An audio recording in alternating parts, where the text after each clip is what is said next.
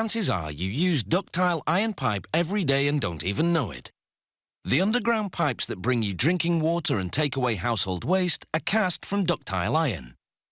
Ductile iron is more flexible than ordinary grey iron. Under pressure, a ductile iron pipe will bend before it will break. Ductile iron pipes are made of 90% recycled metal and have a lifespan of hundreds of years. Production begins in the pipe factory scrapyard. These old cars are on their way to a shredder that chews them up into small bits. The factory sorts by material. It discards the plastic, sells the aluminium and copper, but keeps the steel and iron. The factory also gets scrap steel from demolished buildings and other sources. After analysing the chemical composition, it sorts the shredded metal accordingly. The crane operator uses an industrial magnet to gather a specific weight of each type of steel and iron.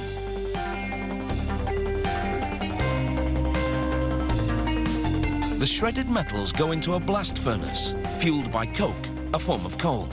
At 1,400 degrees Celsius, the iron and steel liquefy, while impurities are carried away. Workers then add magnesium. This turns the metal from ordinary grey iron into stronger, more flexible ductile iron. The molten iron travels down a trough into a casting machine. It enters a spinning mould. Centrifugal force spreads the iron against the mould walls.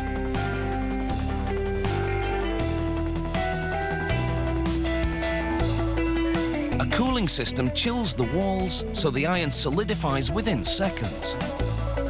Then an extractor pulls out a 6-metre cast iron pipe, the standard industry length. Before each casting, workers insert a round form, called a core, into one end of the pipe mould. Iron fills the void between the core and the mould, forming a flared edge, called a bell. The core also seals off that end of the mould, preventing molten iron from flying out during the casting.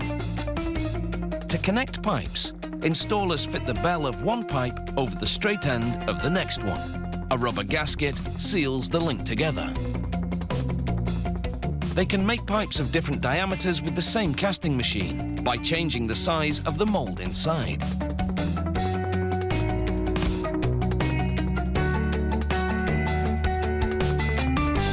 After extracting the pipe, the factory weighs it and measures the wall thickness to ensure everything meets specifications.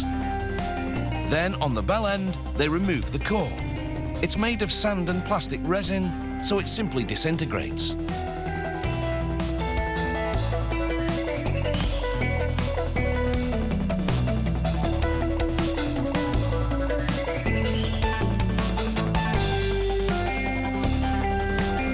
This factory makes pipes in several diameters, but regardless of size, the casting process is always the same. It just takes less time with smaller pipes because they solidify faster.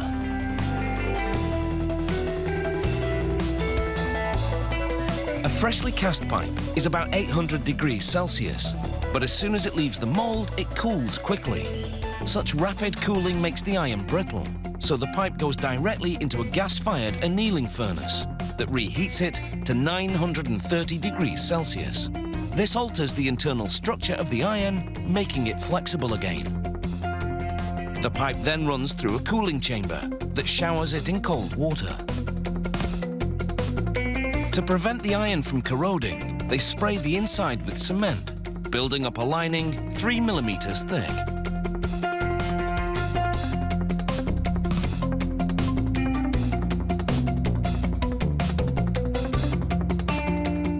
Then they smooth it out by spinning the pipe for a few seconds. They paint the entire pipe inside and out.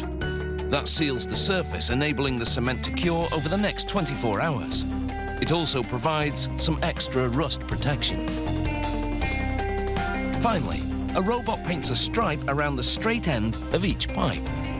This is a depth guideline to let the installation crews know when they've inserted the straight end of one iron pipe as far as it can go into the bell end of the next one.